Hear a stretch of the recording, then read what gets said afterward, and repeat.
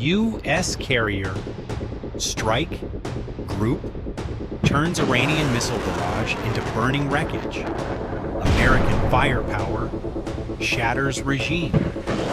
Dreams in Hormuz. Showdown. Inside the Combat Information Center of a U.S. supercarrier, the silent war just turned kinetic. You are in the Combat Information Center aboard a U.S. aircraft carrier surging through the Strait of Hormuz.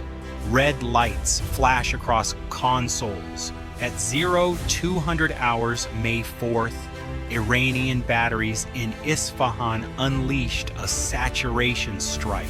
12 ballistic missiles and a swarm of Shahed-type drones screaming toward the UAE. This wasn't a drill. Within seconds, Arleigh Burke-class destroyers responded with a multi-layered Aegis defense, turning the Persian Gulf sky into a graveyard for Iranian titanium. Simultaneously, F/A-18 Super Hornets deployed AGM-158 CLRASMs raking IRGC. Fast attack boats with surgical 20mm Vulcan fire. In under 4 minutes, 7 Iranian vessels were reduced to burning wreckage. This is the brutal reality of Project Freedom, where Iranian aggression meets a literal wall of steel. What do you think the Iranian leadership will do now that their attacks have met American steel and come back as wreckage? Drop your prediction in the comments right now. Will they finally accept reality or keep feeding their own destruction? The problem began when Iran's regime decided to strangle the world's most critical energy lifeline. They shut down the Strait of Hormuz with threats and actual strikes, trapping tankers and daring anyone to challenge them. President Trump answered with Project Freedom. American warships and combat aircraft poured into the region. Iran ignored every warning and launched a massive opening barrage from Isfahan on May 4th. 12 ballistic missiles, 3 cruise missiles, and 4 drones screamed toward the United Arab Emirates in coordinated waves. The Revolutionary Guard followed with a blanket threat to every ship in the Persian Gulf and Gulf of Oman. Any vessel would be attacked. The regime believed this would force the world to its knees. The United States Navy did not kneel. It struck back with devastating force that exposed Iranian aggression as reckless and futile. Iranian drones slammed into a UAE tanker, attempting to transit without permission. 2 Iranian drones hit the vessel, igniting a raging fire that turned the night sky over the strait into an inferno. The attack spread to the Fujairah oil terminal, a vital bypass route, when Hormuz traffic slowed. Flames consumed critical infrastructure and sent shockwaves through global energy markets. Then Iranian missiles targeted a U.S. frigate that had brushed aside their warnings. Crucially, the reported emergency from a U.S. KC-135R Stratotanker was not a sign of weakness, but a masterclass in electronic deception. By broadcasting a code 7700 distress signal, U.S. electronic warfare units successfully baited Iranian coastal radar sites into active mode. As Tehran's sensors illuminated to track the distressed asset, EA-18G Growlers instantly geolocated and suppressed their positions with high-speed anti-radiation missiles. No American assets were lost. Instead, Iran's Integrated Air Defense System, IADS, was effectively mapped and blinded in real time. American forces responded with lethal efficiency that crushed every Iranian claim. While Iranian media screamed victory and claimed hits on U.S. warships, Central Command delivered the facts with cold clarity. No American Navy vessels suffered meaningful damage. The entire fleet continued operations under Project Freedom, tightening the blockade around Iranian ports. U.S. forces destroyed 7 Iranian small boats used as launch platforms for drones and missiles. These cheap Revolutionary Guard craft packed with fighters and anti-ship weapons, never stood a chance against layered American defenses. Aegis systems on Arleigh Burke-class destroyers tracked and eliminated threats, while carrier-based Super Hornets finished the job with missiles and cannon fire. The same jets that launched from the deck, you imagine, turned Iranian naval power into burning debris floating in the Hormuz approaches. Iran's attacks on civilian infrastructure only revealed their desperation. The Fujairah terminal fire sent oil prices spiking worldwide. Yet American air power dominated the skies. 22 U.S. aerial tankers operated across the Persian Gulf in the last 24 hours, enabling sustained combat patrols by an estimated 45 to 110 fighter aircraft. That concentration of power sent one clear message. The United States can maintain lethal operations over the strait indefinitely while Iran's capabilities crumble.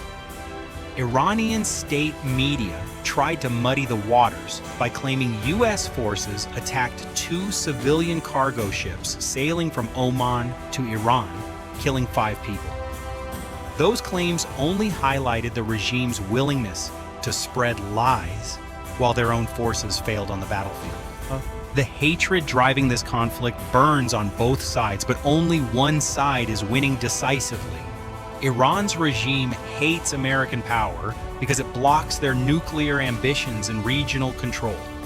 The United States hates the prospect of a nuclear-armed Iran that sponsors terror and threatens global shipping. That hatred played out when Iranian missiles and drones met American interceptors and carrier-launched jets. The regime's reckless barrage from Isfahan achieved almost nothing against prepared defenses. Their speedboat swarms only gave American forces more targets. Meanwhile, U.S. carrier strike groups and destroyer screens turned the strait into a zone where Iranian aggression ends in fire and sinking hulls. What do you believe happens when Iran's own president publicly calls his military's attacks on the UAE reckless madness? Share your thoughts in the comments. Does this internal fracture force the regime to back down? Or does the Revolutionary Guard push everyone toward wider war? The internal split inside Iran has become the regime's greatest weakness under American pressure. President Masoud Pezeshkian openly condemned the Revolutionary Guard's missile strike on the UAE as irresponsible and insane. He was furious that the operation launched without coordination from the civilian government. This public criticism exposed a dangerous dualism of power. While Pezeshkian pushed diplomacy through figures like Abbas Araghchi abroad, the Revolutionary Guard continued independent strikes and threats against American ships. That fracture weakens the regime at the exact moment American naval dominance is crushing their options. Every destroyed Iranian boat and every failed missile only deepens the divide between those who still dream of confrontation and those who see the path to ruin. Regional impact spread fast. Nations across the Gulf raised alert levels. In the UAE, schools closed and public activities slowed under the weight of uncertainty. American air operations adjusted with no tankers launching from main Saudi bases in the last 24 hours, sparking speculation about strategic shifts. The strategic vice is tightening. As 110 U.S. jets pin down Tehran's naval assets, a massive logistics bridge has funneled 6,500 tons of advanced munitions into Israel. This isn't just a resupply, it is a calculated pincer movement.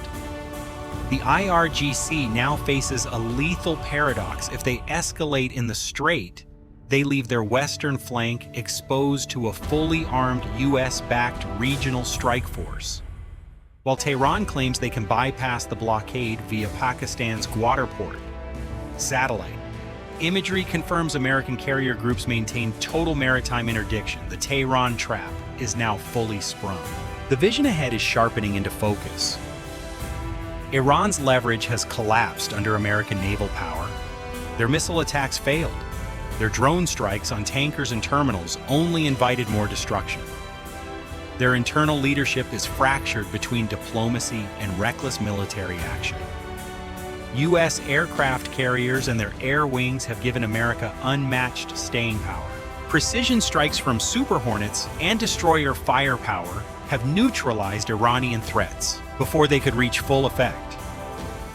The blockade remains airtight. Iranian attempts to break it have ended in flames and sinking vessels. Escalation risks are real but heavily tilted against Iran. The regime could try to widen the fight toward the Bab el-Mandeb Strait, with support from Yemen proxies threatening another global choke point. They could intensify strikes on Fujairah or other energy sites. Every such move would only bring heavier American and allied response. Carrier-based aviation and advanced destroyer systems have already proven they can dominate the battle space. Iran's boasts of closing Hormuz have been reduced to smoke and burning wreckage. The contrast stands in stark relief. While Revolutionary Guard commanders issue wild threats, American forces methodically dismantle their ability to carry them out. While Iranian media fabricates victories, real sensor data and battlefield results show Iranian boats exploding under American guns and missiles. The regime's hatred for the United States has blinded it to its own growing weakness. Internal criticism from the president confirms that even inside Iran, many recognize the current path leads only to more American firepower and deeper isolation. The showdown in the Strait of Hormuz has now exposed a reality that military analysts across the world can no longer ignore. Iran's long-celebrated anti-access/area denial strategy is collapsing under the overwhelming weight of American naval supremacy. For years, Tehran invested billions into a doctrine built around swarms of IRGC speedboats, coastal missile batteries, drone saturation attacks, and the constant threat of shutting down the world's most important oil corridor. Iranian commanders believed that narrow waters and asymmetric warfare would neutralize the technological advantage of the United States Navy. Instead, the opposite has happened. The Gulf has become a live demonstration of how modern American carrier strike groups can absorb pressure, adapt instantly, and maintain relentless offensive momentum, even in one of the most heavily contested maritime zones on Earth. At the center of this strategic transformation stands an enormous American logistical machine, unlike anything Iran can realistically counter. The deployment of 22 aerial refueling tankers, supporting more than 110 combat aircraft, has created a level of sustained operational tempo that the IRGC simply cannot match. Every hour, waves of strike fighter surveillance aircraft, electronic warfare platforms, and armed drones rotate through the skies above the Gulf with near-continuous coverage. The result is devastating for Tehran's military calculus. Iranian missile launchers are being detected faster, command nodes are being disrupted earlier, and naval assets are being hunted before they can even approach engagement range. What Iran once advertised as an impenetrable defensive bubble is now increasingly exposed as a fragile network vulnerable to precision warfare. The destruction of IRGC speedboats in rapid succession has become more than just a tactical loss, it is symbolic.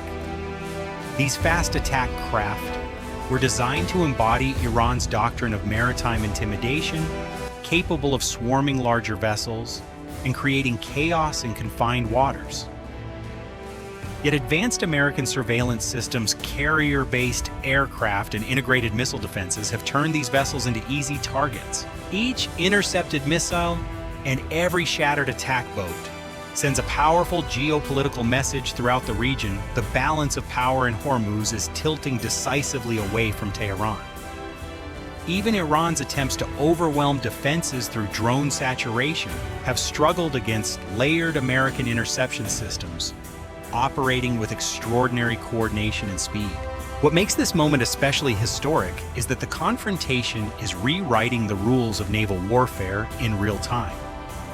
The age when small, asymmetric fleets could dominate narrow waterways through fear alone is beginning to fade.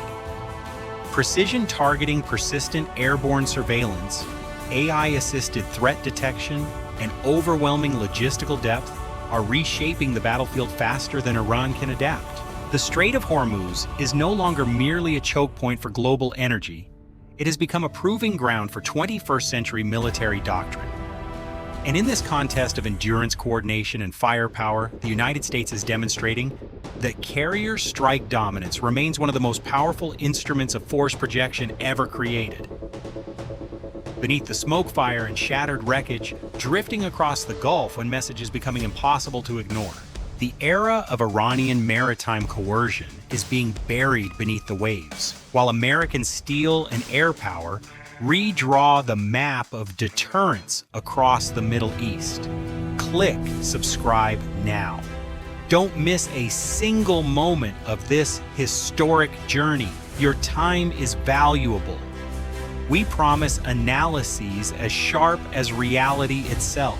Stay vigilant, stay informed. We'll see you in the next video.